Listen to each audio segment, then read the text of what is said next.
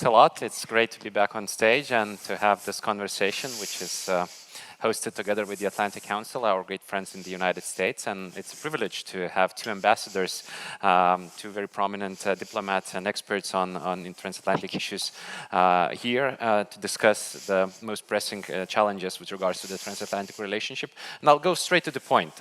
Ambassador, I'll ask you first, Ambassador Fried. Here in Lithuania, we talk a lot about the US, and the most recent conversations were not necessarily always optimistic. I'm being politically correct, I suppose. So how would you kind of encourage us to think of the next chapter in the transatlantic relationship? I think Lithuania is already doing what it needs to do and thinking realistically about the possibilities and difficulties of working with the incoming Trump administration. I heard it from the president, heard it from the incoming foreign minister. They're thinking in the right way. Trump said, let's be honest about it. Trump said a lot of things during the campaign and before which caused a lot of Europeans and a lot of Americans to worry whether he still believes in the American grand strategy of supporting freedom and an undivided Europe and resisting Russian aggression. However, so far, the indications are that the Trump administration is not actually going to walk away from NATO. They're not actually going to give Ukraine to the Russians. General Keith Kellogg, who President Trump said he will appoint as his special envoy in Ukraine and Russia, has been giving pretty strong interviews, supportive of Ukraine's sovereignty and independence. And the discussion this morning has been about the right issues, which is how to secure Ukraine after this stage of the conflict, given that Russia has not given up its aims to conquer Ukraine completely and turn it into a satellite state. So I think what Europe needs to do, and Lithuania in particular, is show the Trump people that it is willing to carry the proper share of the burden of defense. Lithuania is increasing its defense spending. Poland is already there. These are good things. It is the French and Germans have to do more, particularly Germany.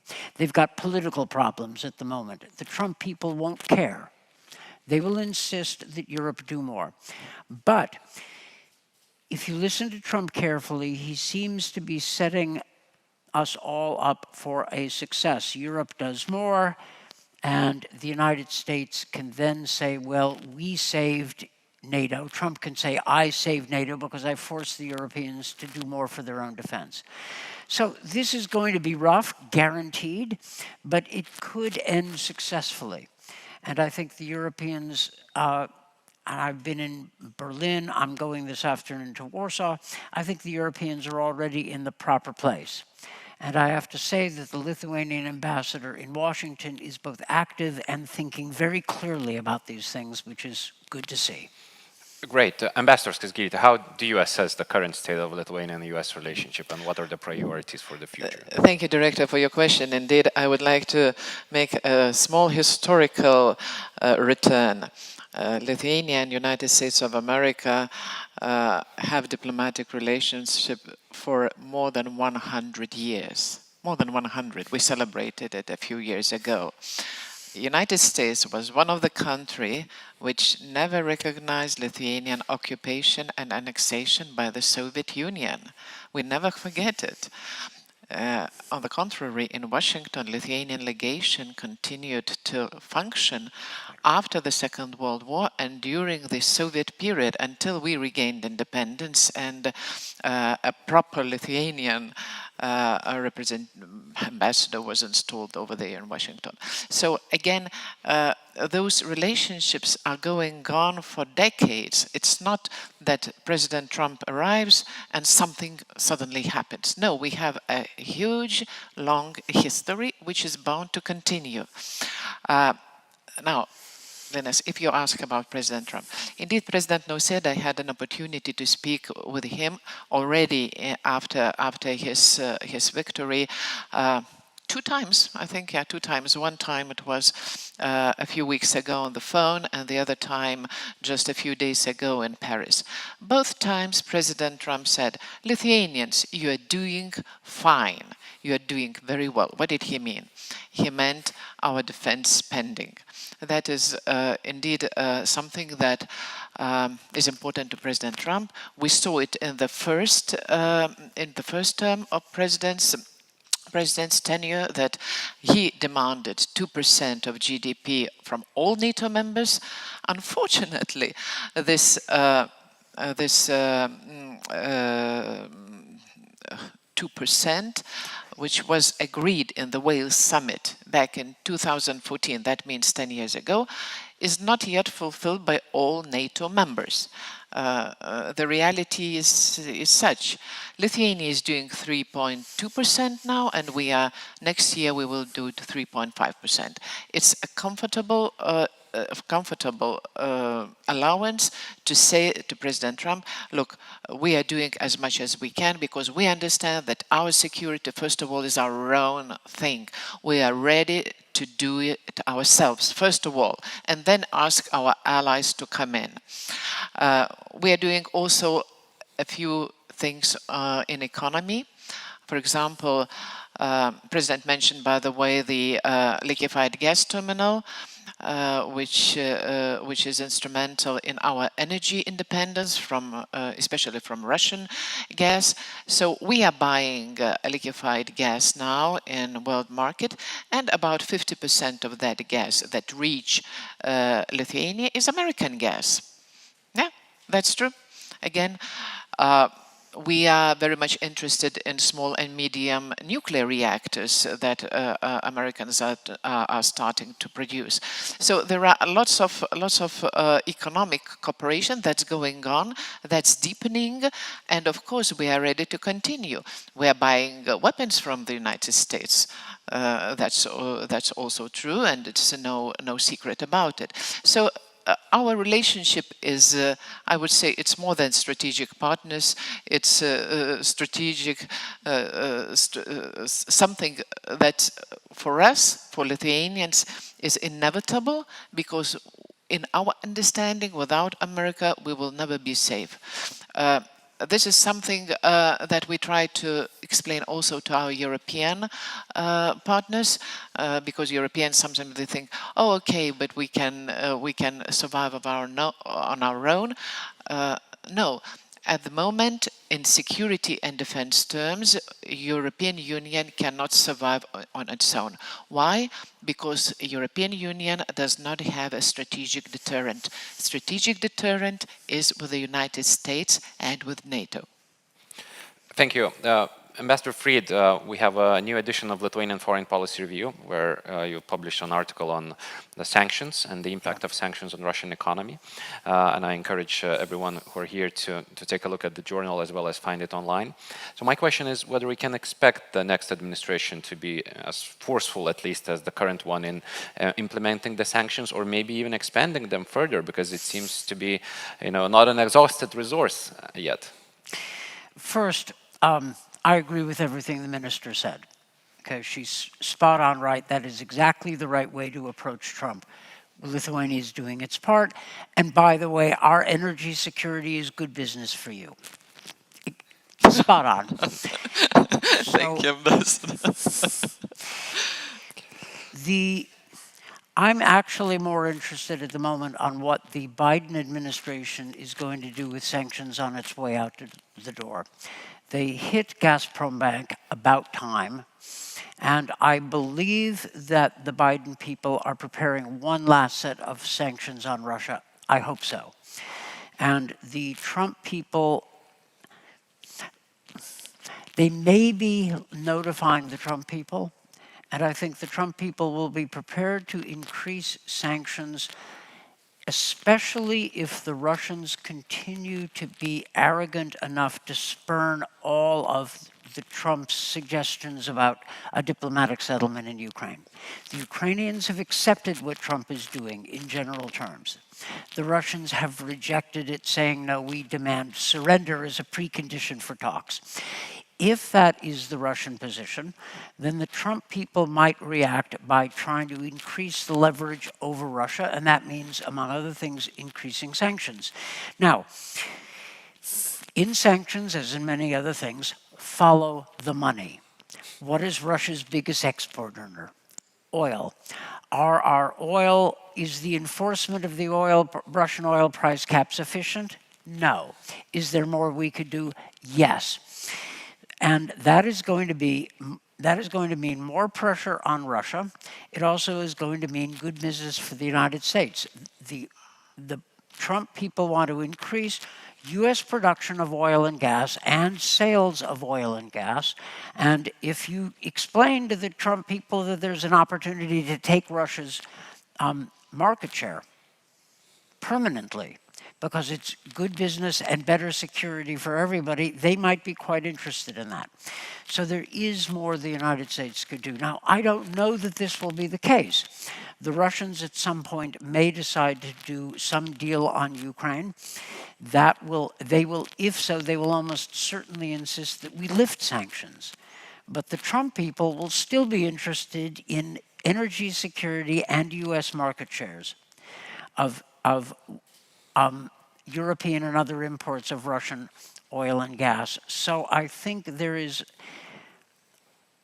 is more likely than not that the Trump people will continue sanctions. Not necessarily, but a very reasonable possibility. Ambassador? I can just add that the US and European Union coordinate quite well on sanctions towards Russia. Sometimes we Europeans are encouraged by what you are doing and try to align. Sometimes we Europeans offer you something that US aligns. Now I think at the moment the burning issue is not just sanctions on Russian frozen assets, but also the ability to use these frozen assets to Ukraine's reconstruction, and this is a big thing. I'm starting with the questions from the audience. A very blunt one. Should Europe prepare for possible US troop drawdown in the region? Well, it depends on what you mean by prepare.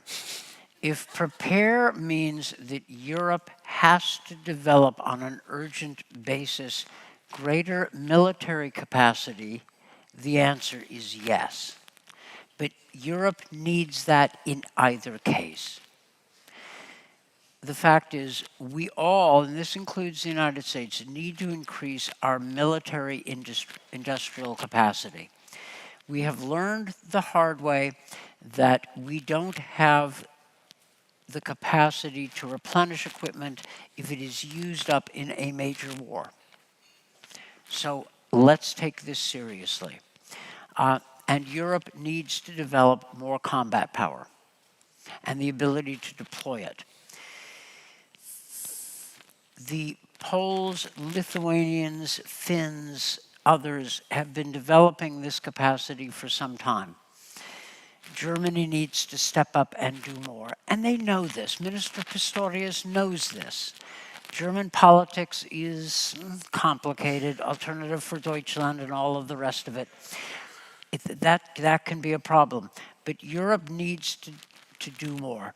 Trump is setting himself up to be able to say that I, Donald J. Trump, saved NATO by forcing the feckless Europeans to take more responsibility for their own defense, which, by the way, has been a U.S. complaint about Europe since the Eisenhower administration. And Trump, because of his own style, and even more because the Europeans are waking up to a genuine threat from Russia. Well, Lithuania has always been awake, but I mean the West Europeans. That time may have come. Ambassador, we have a persistent US presence in Lithuania. Shall we expect it to continue quite indefinitely, possibly? Of course, of course. There is no other answer. Yes, yes, sure. Sure, but what I'd like to add to Ambassador Fried's comment, defense spending by all allies, by European allies included, was a thing that President Trump in his first tenure was very much conscious about. I'm sure he will do the same in his second term. Maybe 2% will be not enough. Maybe he will ask, as Lithuanians are asking, let's do 3 and more percent of GDP to defense. And this is okay with us. We agree to that. We think that European countries as such should devote more to defense and should spend more on defense and security. It's our own defense and security. So here there is no juxtaposition. There's the affinity of thinking in this respect. Let me just say, Lithuania has been right about Russia consistently. And now what has changed is that the Germans know that Lithuania was right about Russia. And let's be honest, the West Europeans often accused the Poles, Lithuanians, Estonians, Latvians, Romanians, others of being prisoners of history, over-emotional, Russophobes, and obsessed with the past. No, it turns out you all were right all along. And the fact is, the Germans now know this. The German intelligence agency has stated publicly that Russian sabotage is real and growing. No need for any American to tell any Lithuanians this. But that is changing the politics in Europe behind defense spending. And the moment is right to do this kind of a grand bargain with the Americans. The grand bargain is we Europeans will do more for our own defense. America will stick with us, and we will deal with the Russian threat, and we Europeans will help the Americans, especially on the economic side of dealing with China's exploitation of the world economic system. I'm speaking in rough terms, but the first 6 months of the Trump administration, when the Poles are in the presidency of the EU, is a good time to sketch this out. And the Lithuanians can play part of this because you were right. The Europeans in general know you were right, and the moment is right to push ahead in this direction. A very specific question for you, Ambassador Fried. What can we expect from Donald Trump with regards to China, and what could be the impact of that policy on Europe? There are a lot of people in Trump world, and I think the new administration will tend to be rather hawkish about China. There is a debate within Trump world about the importance of defending Taiwan. Okay, there are different views. On the economic side, there is certainly a strong view that China has gotten away with exploiting the international economic system, and that has taken away a lot of American jobs, taken away a lot of European jobs, and we need to work together. The question will be, will Trump prioritize working to blunt the damage China is doing to us all, that he will therefore turn to Europe as a natural partner? I think he should. But there are others who are more prone to go after all of the issues at once, to push against China, to push against Europe. In a recent interview, I think 3 days ago, Trump, today's Tuesday, so only 2 days ago. Yeah, meet the press. Trump talked about Europe not treating the United States fairly on trade, meaning the restrictions on imports of agricultural products because of the common agricultural policy. And he said this and other European protectionist measures have to change. Now, there is a basis for thinking that America and the EU can cooperate in certain sectors of economically, and I think Trump is aiming to do that. It's not free trade agreements, it's certain kind of sectoral cooperation, and Europe will have to help us working against Chinese exploitation of various trade issues. So this is a tremendous amount of work ahead. It's not going to be easy, but it's possible. Anyway, a long, and I apologize for that, a long answer, but you can see the sketch of a Trump approach coming into view. Ambassador Skirita, is it a problem for us in the region that the US is clearly refocusing its attention to the Indo-Pacific in the long term? Is it an issue for Europeans? Well, Europeans are willing to keep Americans in Europe. That's definitely clear. But we understand that the United States as a global power, it has to share its attention to all hot spots. And yes, there are hot spots in the Pacific as well. How can we help? By the way, we also reshuffled lately our foreign policy, putting more attention to Indo-Pacific region and establishing diplomatic representations over there to be present and to be ready to assist if needed.